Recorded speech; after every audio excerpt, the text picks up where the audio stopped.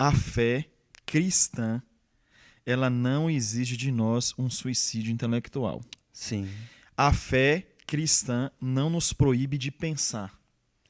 É com esse espírito que eu me tornei o cristão que eu sou. Uhum. Investigador, questionador. Crítico também, né? Crítico, mas uma crítica, não crítica pela crítica, Sim. mas a construtiva, a que busca o crescimento e a evolução. Então, assim, bem, se Deus sabia que tudo ia ficar do jeito que está, por que ele criou? Vamos lá. Eu já complexo eu já demais, expliquei né? isso lá na igreja e eu vou repetir aqui a vocês que ainda não ouviram essa explicação, que é uma coisa que eu não li em lugar nenhum, é uma teologia wesleyana. Veja bem, Deus, ele criou o ser humano com os seus atributos.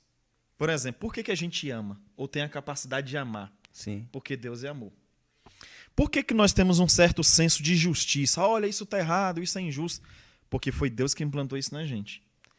Por que nós temos uma certa condição de nos separar do erro, que a gente chama de santidade?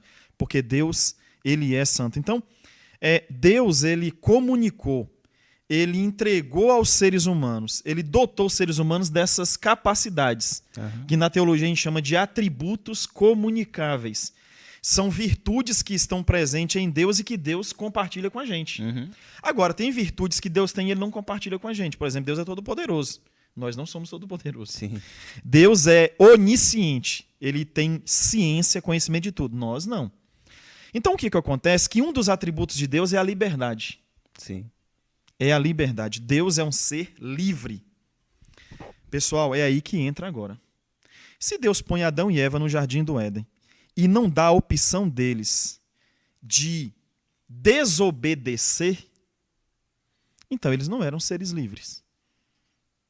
Se no jardim do Éden só havia coisa boa, só havia a possibilidade de ser obediente a Deus, então Adão e Eva não eram pessoas plenos de liberdade. Mas não.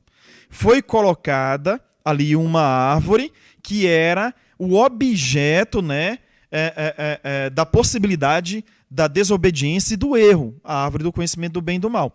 Então, o que ocorre é que, assim, Deus, ele cria o ser humano, mas ele cria o ser humano com o seu atributo de ser livre. E para que o homem exercesse sua liberdade, teria que haver a possibilidade da desobediência. E o homem preferiu desobedecer. É importante lembrar, o Wellickson, Isso.